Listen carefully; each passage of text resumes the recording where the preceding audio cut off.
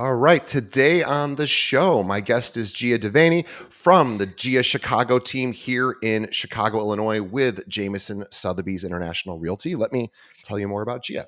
Now, Gia Devenyi is a global real estate advisor with Jameson Sotheby's International Realty. She's also a leading force in Chicago real estate with over 130 million in career sales. She combines market expertise and a competitive edge to secure outstanding results for her clients.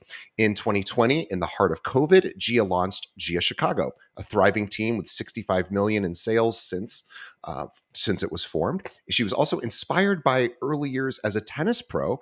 Gia brings a fierce competitive spirit to the Chicago market, making her a fearless leader in every transaction. Her deep local roots and passion for excellence make her a trusted guide across residential and leasing real estate. Gia actively supports her local community and business in Avondale, where she resides with her husband Sam, their Havanese son Milo, and miniature black poodle daughter Mila. I like that, Mila and Milo. Everyone follow Gia on her Instagram page or Instagram account, which is Gia Chicago. So at Gia Chicago, find her there. We will have a link to that in the show notes. Gia, welcome to the show. Well, thank you so much for having me, DJ. I really appreciate the invite and excited to be here. Well, I learned about you at an event, which was like a month or two ago at A&N Mortgage, and they had you speak on a panel, and you were so outstanding. I was like, I have to get you on our podcast. So welcome. We're excited to have you. And I'm just excited to have another local Chicago person on who I don't have a lot of Chicago people on these days. So this is really fun for me. And our listeners are going to really appreciate what you have to talk about. But let's start with your story. So how and why did you get into real estate? Sure. Well, it was a long, long time ago, DJ. Okay, so basically it really was a long time ago. I was honestly around like 20, 21 years old. Um, and my father was getting into flipping properties. So essentially, he was an investor and he kept nudging me to get my real estate license. And honestly, it really did not sound that desirable to me at the time. I was a little bit young, possibly a bit immature. Um, What, a 21-year-old so year old who's immature? That's impossible. I know, right? So it's crazy. I didn't go to college, and I was aspiring to be a tennis player, right? A tennis Yeah. pro. Um, but I knew that, I had to have some other options out there. And my dad did keep kind of dangling the carrot and saying, "Hey, look, I'm starting to purchase a lot of properties. It'd be so cool as my daughter to be the listing agent. Like, I could really get you into this." And we really started off on the investor side of things. So before I actually got licensed, I actually used to be um, almost like a photographer for my dad, but a different kind of photographer, not the one that goes and takes beautiful pictures of homes. It was a little bit different because these were for sheriff sales. And my dad used to take me to the auctions and we used to bid on properties. And this is right back in 2006. Oh So boy. I'm sure you kind of Sure. know where this might be going. Yeah. Yeah. The good old recession. So Mm. I agreed to get my license in 2006. Finally, I did. And as it happened, the market crashed. And I was about 22 years old. And it was. It was unexplainable to me, meaning as I just didn't understand how to navigate it. I was Sure. so What do I young. do now? Yeah. Totally. It was like, what do I do now? And it was interesting to say the least. So I started off in the industry like that. I was actually a suburb agent in Naperville. I did a lot of the western suburbs. I did a lot of the southern suburbs as well. And it was just a whole different market than where I am right now. But I will say this, I did learn a lot. My parents always said to me, if you can stick this out, Gia, how many years it will be. I never predicted how many years that recession was going to be. A lot of tears were shed. But it was definitely one of those things that I'm really grateful that I listened to my parents and I stuck through it. And they're like, Yeah. if you do this, you will come out on top. Um, but I do believe that because of the recession and the age I was at getting into it, it kind of, I don't want to say it like set me back a little bit, but I feel like my career didn't really get started until I came to the city, which was like in 2000 and almost 13. So you basically did like almost a reverse move, right? A lot of people here in Chicago, they're here in the city in their early 20s. They have city life, they love it, and they're like, I want to go have more space and be out in the burbs.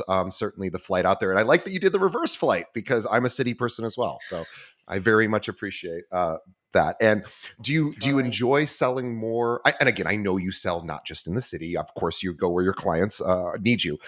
Do you prefer to sell, not that one's better than the other, but is it more fun to sell in the suburbs, in the city? What do you like to do? Yeah, I mean, like, I'll be honest, like it's so fast paced out here in the city. This was always my vibe.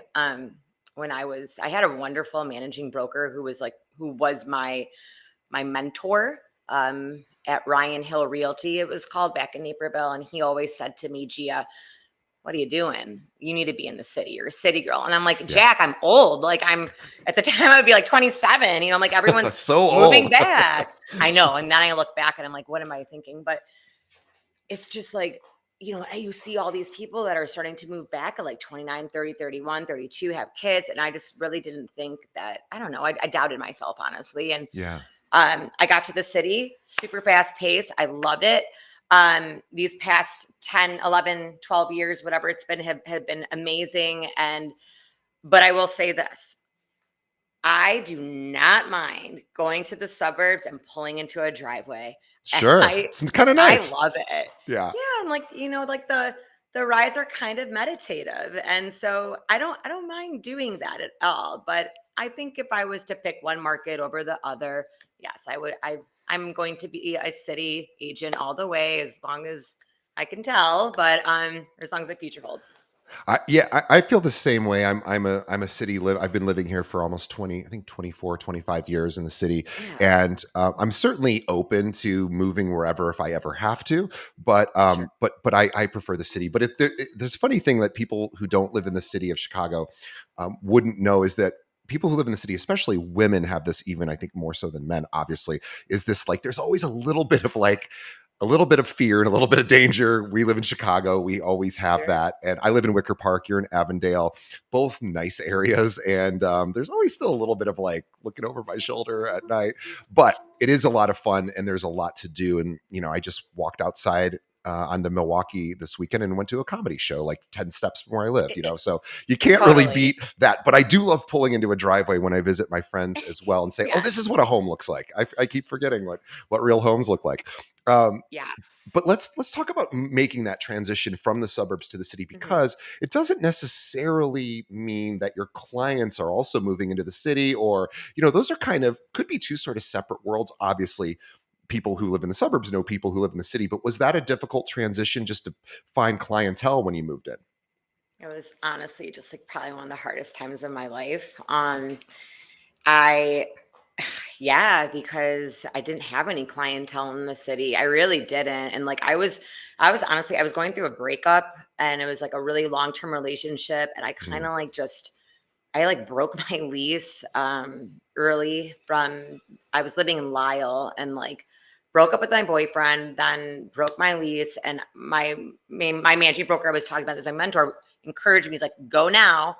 So I did, and I literally didn't have anything to bring with me. And I'll be real with you, I did not have like a savvy CRM. And a lot of us, I think, didn't either at that time. Really, like things were just a lot different than they were. I don't was Instagram around? I think it was, but it was like barely. for Yeah. for being artsy, which Right. I would post like cool pictures, right? But Right. so, I think, yes. Sorry, I like to really talk a lot, but yes, you so nailed it on the head. Like it was difficult. It was so hard for me.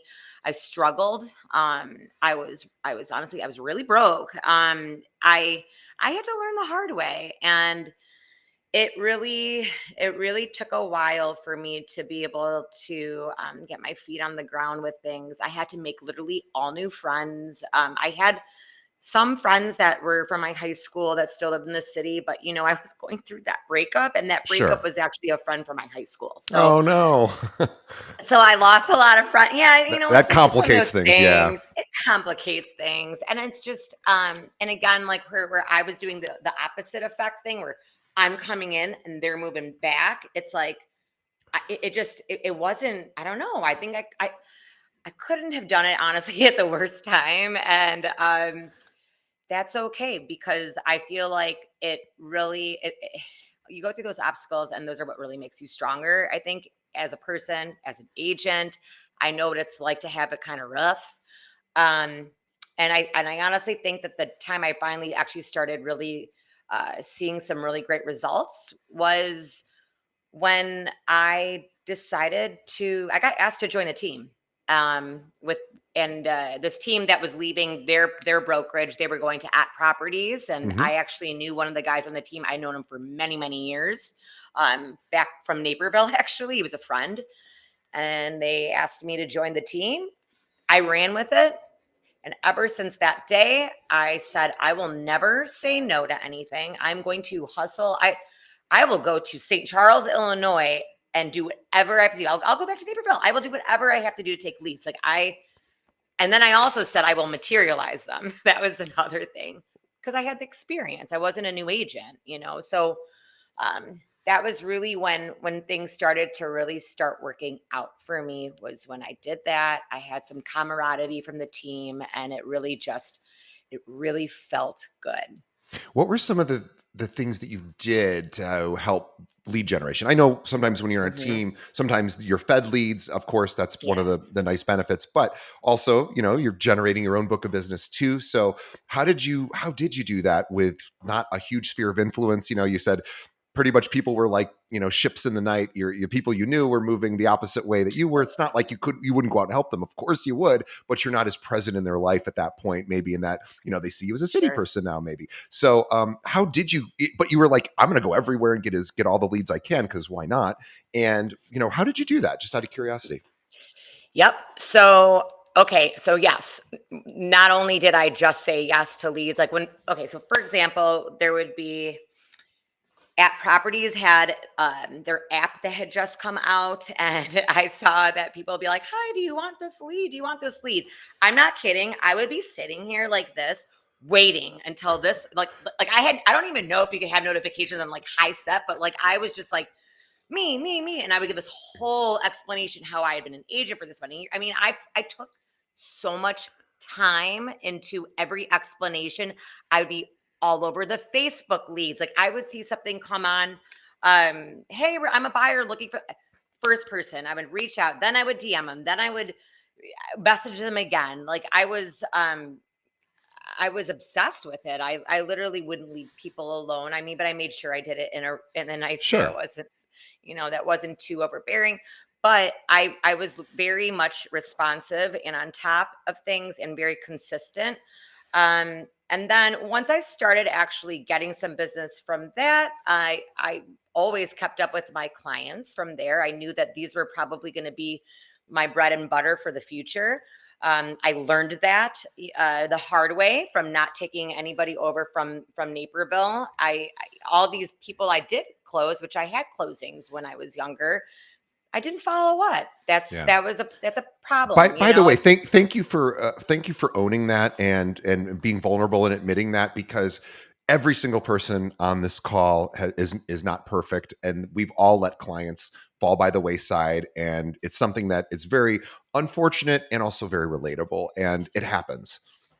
It happens, and you know what? It's okay. And as long as you learn from it eventually, and then don't do that anymore because it's Right. not helping your business, and then don't bitch that you're not getting any referrals.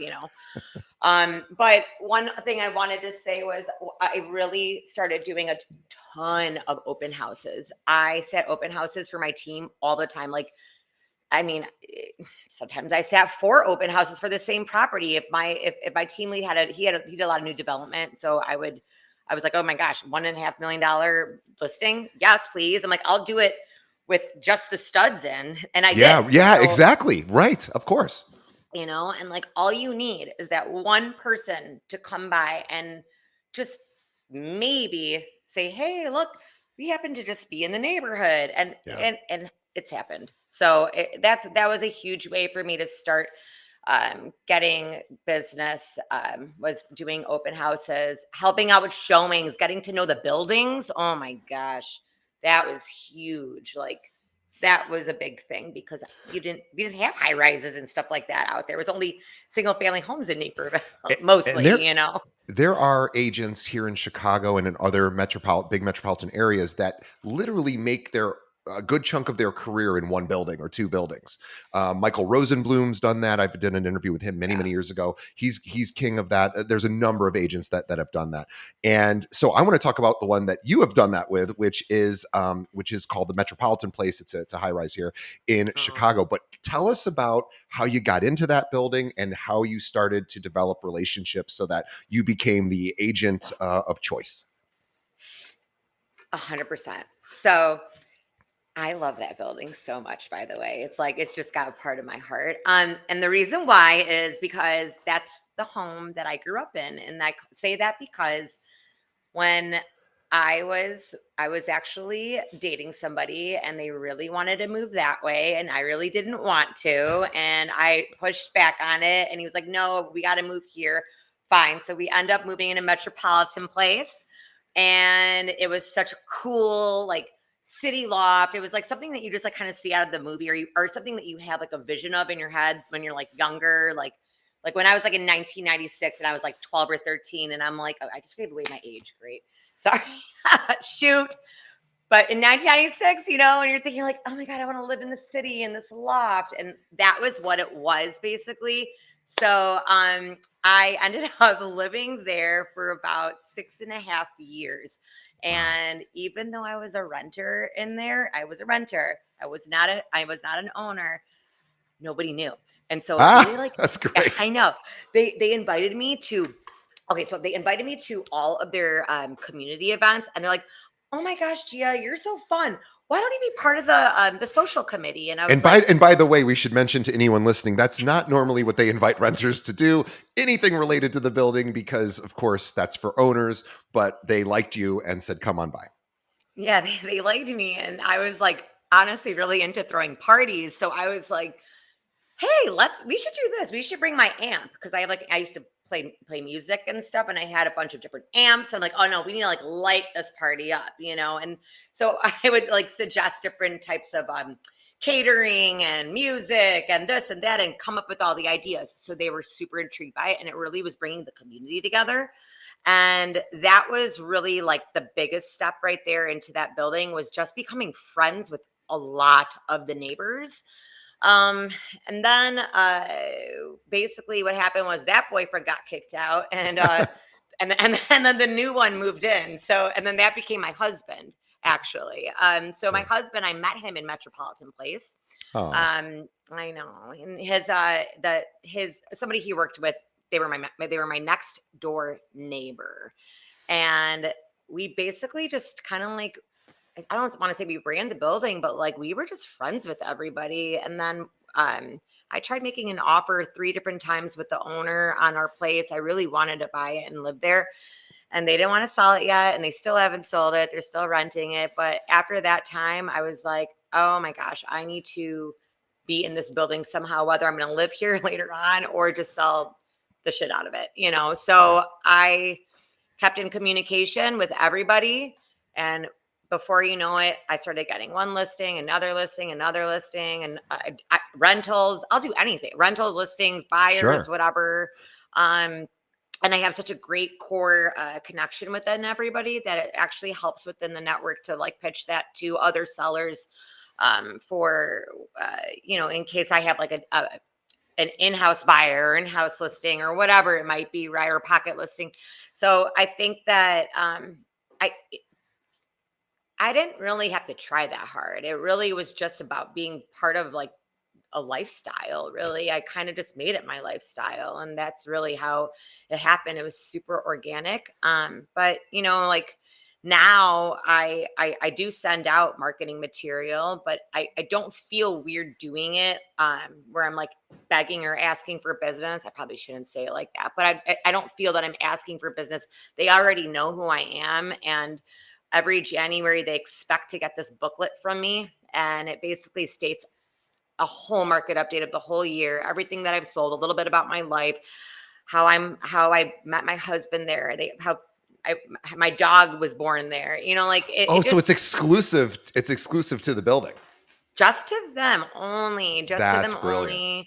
Yeah, and I do happy hours with them too. Like, I mean, just like literally, I will shoot out little messages to the building. I mean, I know so many people there, so I have their personal emails. I'll say, "Hey, you want to go do a little happy hour over at the Mariano's in West Loop?" Like that's so funny because we were like, "It's a grocery store," but that's actually where we used to go and hang Yeah, out. And so it was like sure. old times, and just really easy, simple stuff. They still invite me to their community events and stuff. Oh, it's I'm really wonderful. lucky. Yeah, it looks like it sounds like to me that you married kind of your passion to this opportunity. It was like, oh, I Yeah, like doing this. I like being of service. I like throwing, social events, and I like being helpful there. And so you just, all of those buildings are always looking for people to help with those things because yeah, nobody wants to help. I know, like. At the building I'm at, I will not be joining the board, but I also don't complain about anything. So I think that's a fair deal. I go, totally. thank you for the board. Whatever decisions you guys make, I won't complain. But I'm also I'm not gonna do my time. I've done that before and learned my Yeah. lesson. If I was a practicing agent, I would totally be doing that because great opportunity to. And I'll give you just for anyone listening, you just reminded me Mhm. of a really simple idea that I think a lot of agents forget. And I'll use myself as an example. So I live in a building called Alcove. It's in Wicker Park. Anyway, our audience won't know what that is, but anyway, it's a relatively new development, like 4 years old, maybe three to 4 years old. I've lived there since the beginning. I can tell you the number of physical marketing materials that have shown up in my inbox from other agents. Literally, there's 46,000 realtors in the Chicagoland area, including the suburbs. I have gotten zero, not one in 4 years, and I don't think it's because people know I'm in the business. They would be farming everyone in the building. So Right. that is a crazy thing to say. Like, I am shocked. Now, I understand too, people who move into new construction usually don't leave at 3 years, but it would be a great time to start building a relationship with a a possible future seller. At some point, I'm probably going to move out of there and cry because my interest rate is so low and I'm going to lose it. But the point is people have Yeah. moved. People have moved out of our building who were only there a Hmm. year or two. Life got in the way or they transfer jobs or something. But I am shocked. I am still today. I've been talking about this for years on my That's podcast. crazy. Not one person has ever sent me a piece of mail. That is so there?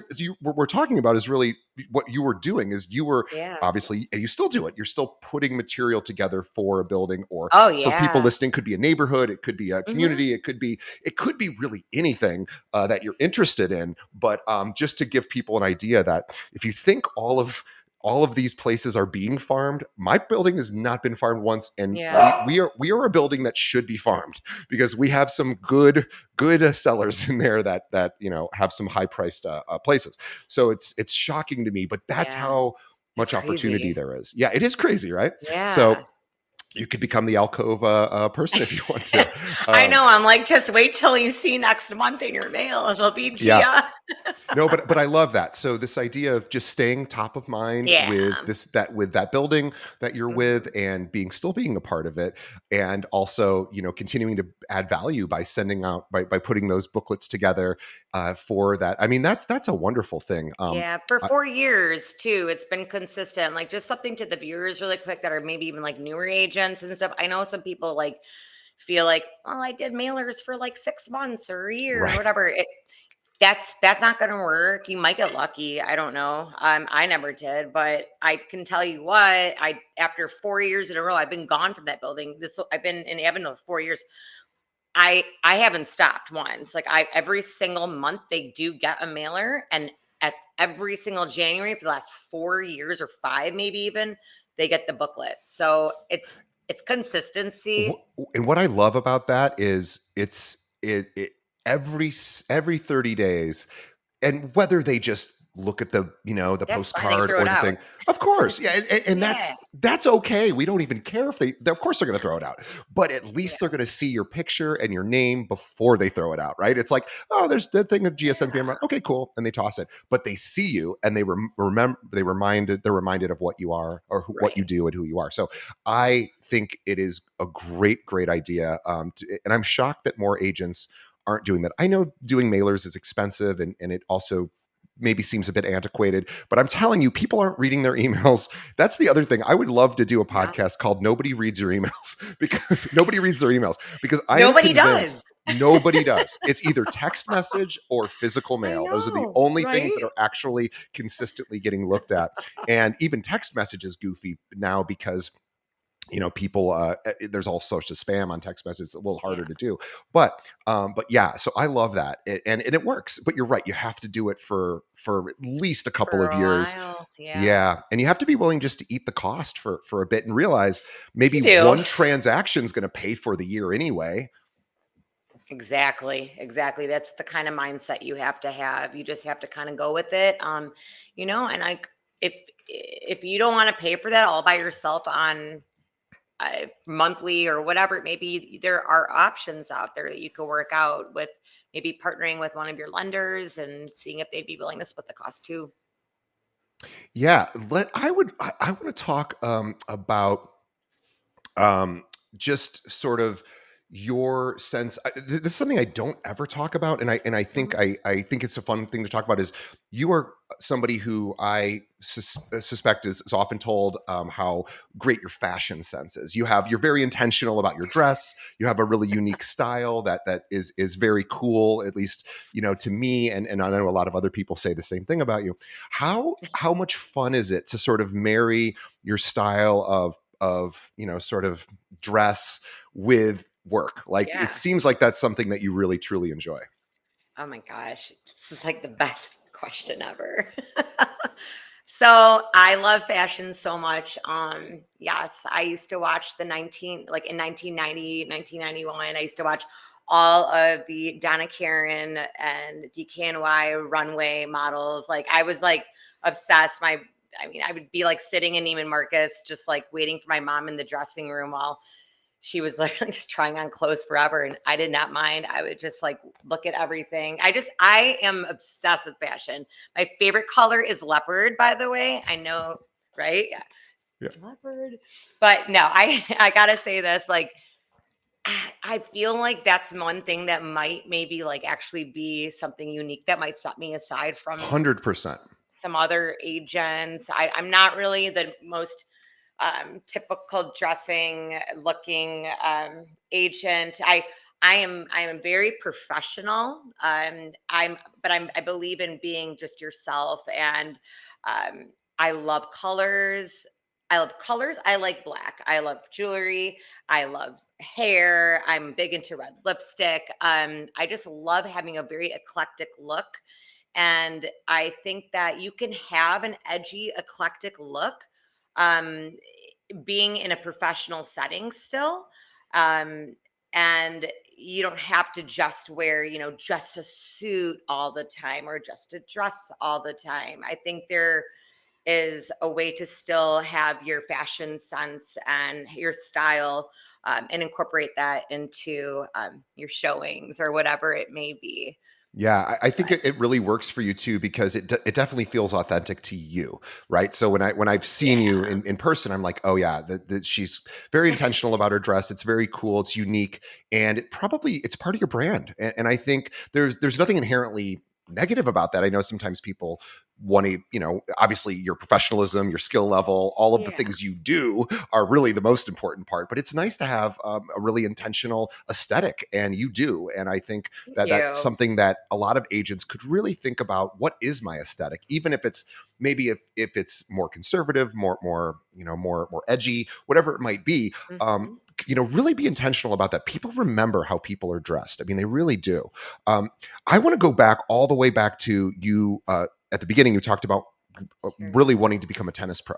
And I just got back from, well, not just, but a few months ago, I went to the U.S. Open out Oh, in yay. Flushing. Yeah, so it was my second year So in a row fun. going. Yeah, so much fun. So and that was yeah.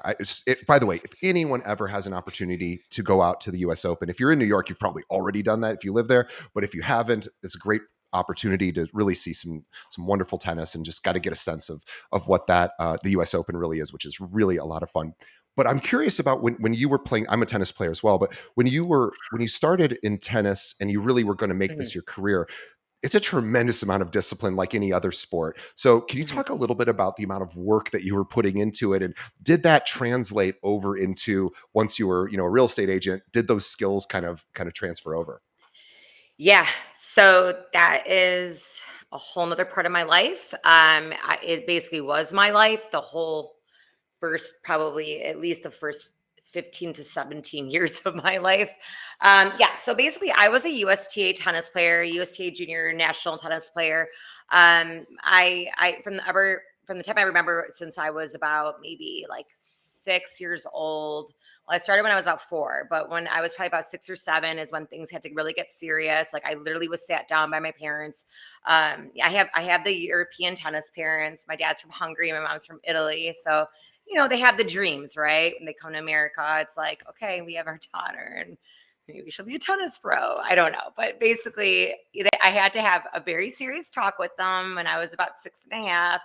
I remember I was in a car with them and they're like, you have to choose. You want tennis or you want to be a figure skater? Because I was doing both and I chose tennis. So ever since 6 and a half, I basically just trained every single day. I was always going after school. I was picked up straight to tennis. I'd get a private tennis lesson, and then I would have my group tennis training, which would usually be around anywhere from like an hour private to like 3 hours of training afterwards. It was pretty consistent like that all the way up until high school. When you become like 12 or 13 is really when it's like serious, and my parents wanted to send me to Bolletary Sure, um, down in Florida. Florida. Yeah. Yeah, and it was a little scary because I was 12 when I had another serious talk with them, and they really wanted to take it to another level. I was nationally ranked. It was one of those things where you either just do it full time at that point, you shut off everything else in your Right. life and you just go for it.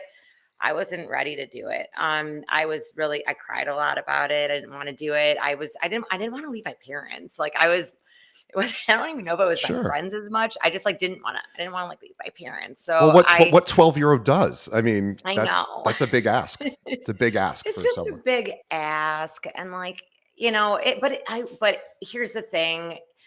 It really brought so much routine and discipline to my life now. And you ask like, how do I apply it to, or how have I applied Yeah. it to my real estate life? And my biggest thing that I think that I have a strength in is my wellness routine. I've always been into working out. I mean, I used to have a personal trainer at the age of 8.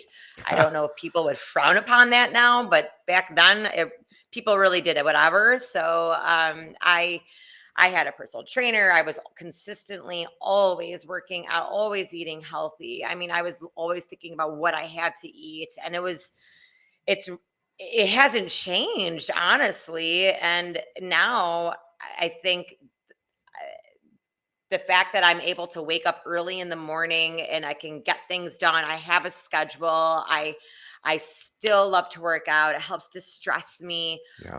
I love being a coach for my team. I've been coached my whole life. And I don't know. I think that it just really helps also with when I'm with my clients. I mean, I love being super competitive for them. If we're going into a multiple offer situation, or maybe not even a multiple offer, just knowing that there's a hot property and they want it, like I want to get it for them. So it's almost like, to me, I look at it as as like a match every time I'm going out into the field with them. I want to do the best I can for them, and I'm sure that's got to do with something with how I play tennis and Well, yeah, the you competitive just edge.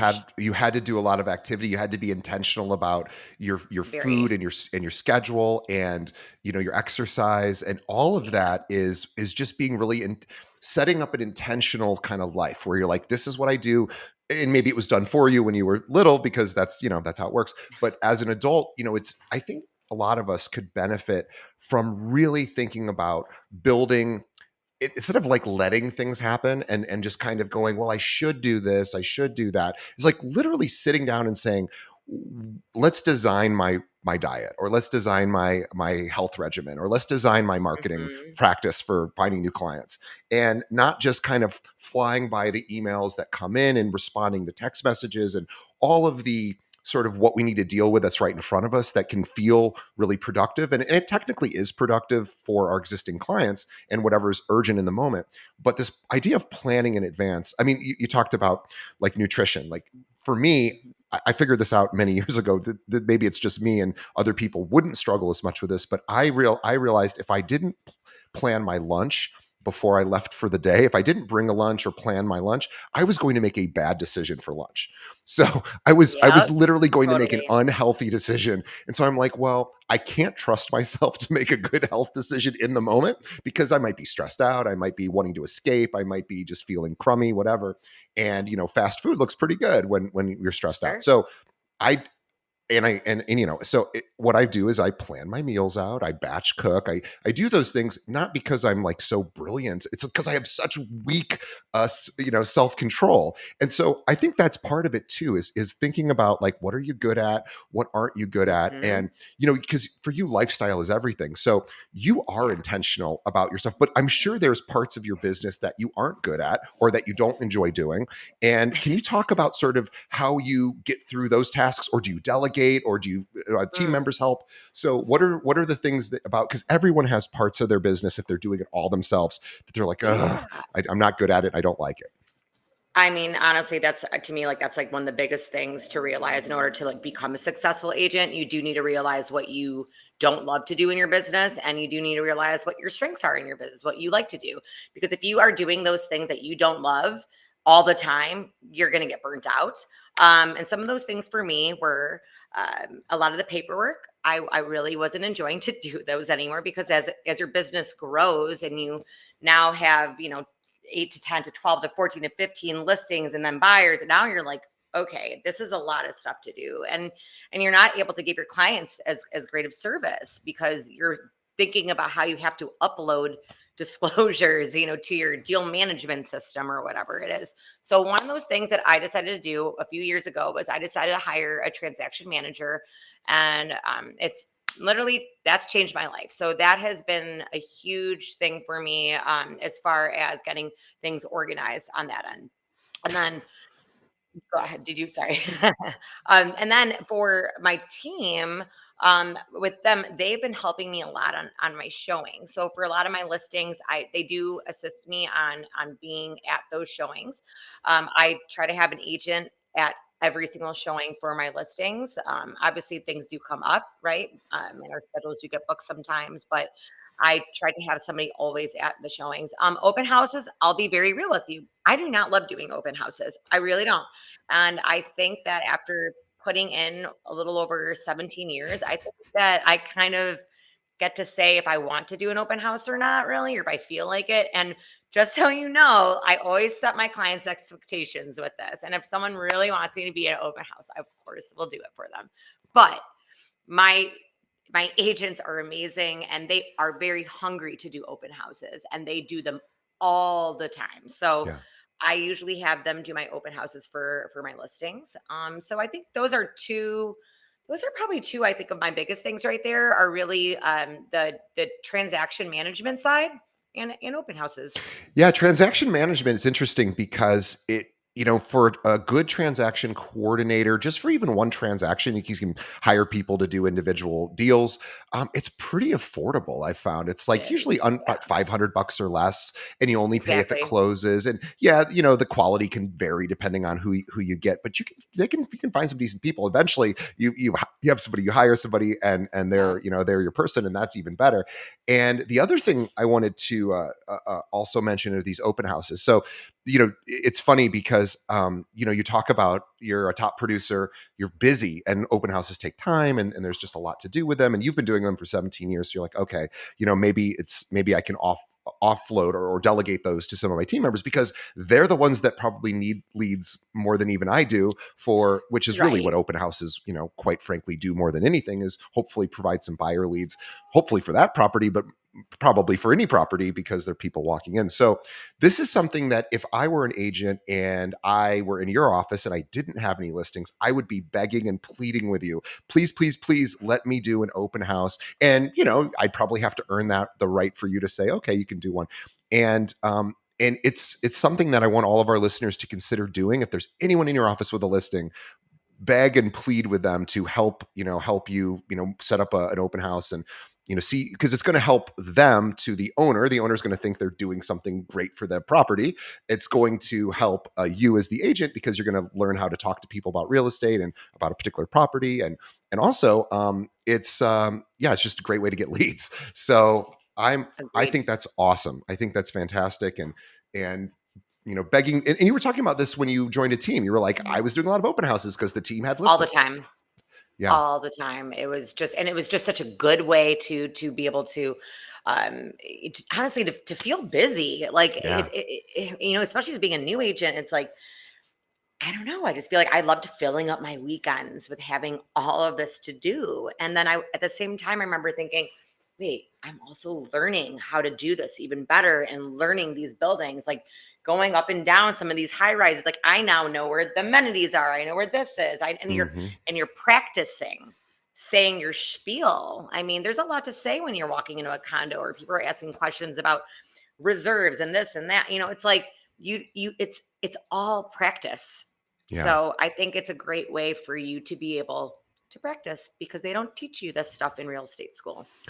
Yeah, yeah. So everyone listening, open houses still work. They are super effective, and Mhm. you have to do a lot of them though. You don't do one and Yeah. expect five buyers to walk in. They may or may not. But if you do 100 open houses next year, or that's probably too many to do. But if you do 50 or more, you'll find clients that way. So Oh yeah, for sure. ask your managing broker or top agents in your office what you could do to earn an opportunity to do an open house. And I know a lot of top agents will say when people ask them the first time, they'll say no. They'll go, I don't know you well enough yet. Thank you. And I'll keep you in mind. And they want to see if they come back or they want to see how hungry they really are. And then, that can also happen too. So even if you get a no, my next question would be, could I ever earn a place to do this? Is there something I could do to really prove to you that I would be a great fit for this particular listing? Because I want to help your seller sell this property. And, so there's all of those things. So yes, make that a big play for 2025. Anyone out there who is struggling with listings. And right now it's tough to get listings. Let's talk about the current climate right now. We have interest rates, which are better than they were recently, but they're still a little higher than probably anyone would want. I don't think we're getting back down to the 3% days anytime soon, if ever. But we still have a lot of people locked into that 3% who Mhm. purchased years ago. So it's a tricky situation for sellers right now because they might not want to sell strictly because of that interest rate. So curious if that's coming up for you a lot when you meet with sellers.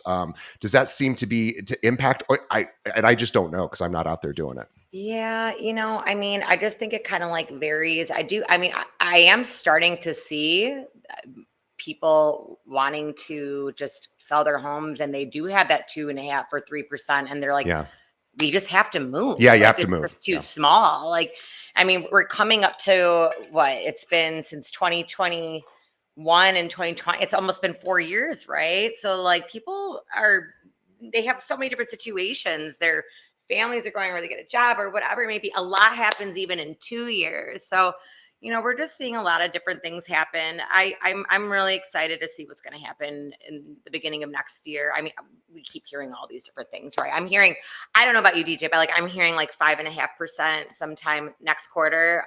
Let's hope. So That'd be nice. And, let's and I let's and I think hope. I even think 6.5 Yeah. is reasonable. I mean, it's not a fun Yeah. number compared to. But anyway, I also wanted to just ask. about, Mhm. working with buyers these days? Because as we know, with the NAR settlement, things have changed. We Mm. now set up our own commission structure directly with our client, as opposed to, coupling the commission as was done before. Has Mhm. that changed anything for you?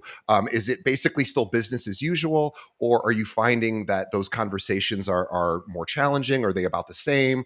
Just curious on how that's affected your business. You know what's funny is that, like, I have never done a for sale by owner before my whole life, and literally, I think it was like August 14th or 15th, maybe whatever. It's like a week or something after the sub. What was it? August 17th was the Yeah. NAR, I think, when it took effect. Hmm. And I had a buyer, and he liked this condo, and it happened to be a FISBO, and like basically, he wasn't going to pay out a commission, but I called that seller. It was the easiest conversation. I'm like, hey, this is going to be the commission.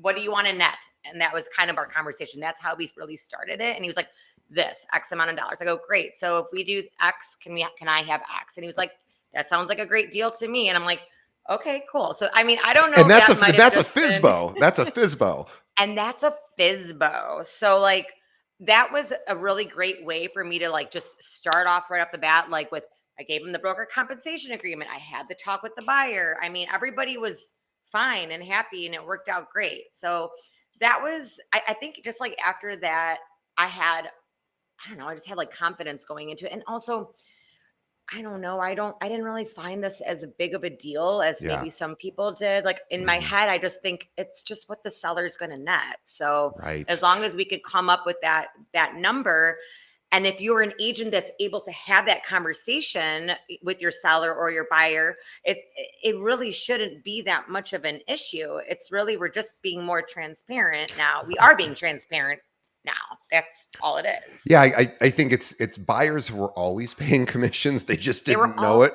Yeah. right. It was invisible. Right. It wasn't a check they physically wrote out, It was so they part of didn't the whole realize. number. Yeah. Exactly. Yeah, so that's good to know. And then I wanted to also ask, Yeah. you're building this team. Are you looking for more team members? Are you looking to grow your team? Sort of, or are you like, this is what because I have people on the show who are like, I do not want any more people. This is all I can handle. And then of course people are looking to grow. But what do you see for yourself for your team? Mhm. Well, I don't have a crystal ball, but I would love to be able to grow my team to maybe one other agent. I don't want to have a very big team at all. Excuse me. But I am looking for a really solid agent that has had some years of experience. So if you're out there and you're watching this, feel free to reach out. But I am looking for one more teammate. So I would love to have maybe the max of between 4 and 5 people on my team, and I would not go any further than that. That's awesome. So for anyone I out like there it who small. is in the Chicagoland area and wants to partner with a top producer and thinks they could be of value to Gia, reach out to her. Also, if you are in a market where people from Chicago move to, maybe they retire or have a second home or vacation home, that is also a person to connect with. Gia, she would love to chat with you. And also people move into Chicago from other markets as well. So if you're one of our listeners from anywhere in the country and you think, oh, I sometimes have people to refer to in Chicago, or I'd like to develop a relationship with Gia because she probably has clients that move out near me, that would be an awesome reason to reach out and see if you guys have some synergies together. And also, want everybody to follow Gia on her on Instagram, which is Gia Chicago. I will have a link to that in the show notes.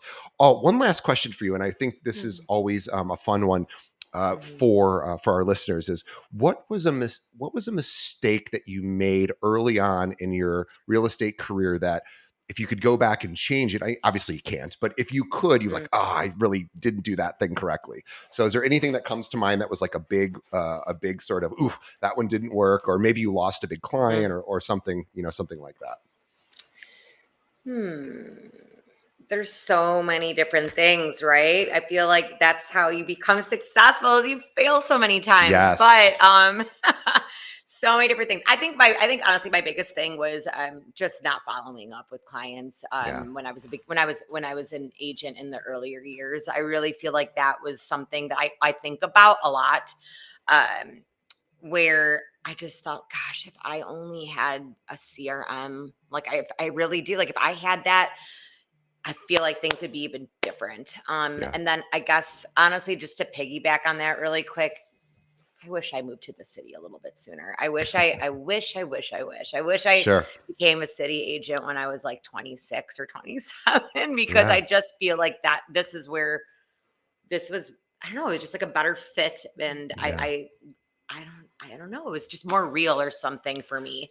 Um, So I'm that's hearing really listen it. to your intuition and Yes. intuition has almost never steered me wrong. If I can identify what's true intuition and what's like fear and other things. So if I can kind of separate those out and go, ooh, that's intuition telling me to move to the city or whatever, it usually turns out in the right way. And then, the other thing of following up, by the way, you sort of like, well, I guess it's following up. That's everybody's biggest challenge in this business. So let's all remember follow up once the home is Mhm. sold or the person moves into an apartment. Let's not lose touch with them because of course those people will need you in the future, especially renters. I mean, anyone renting, even if you didn't do the Oh rental, yeah. you should have in your calendar when that lease is going to come due, and maybe 3 months ahead of time or 4 months be like, hey, I know your lease is coming due, let's talk about maybe what you want, what some options for going forward. Totally.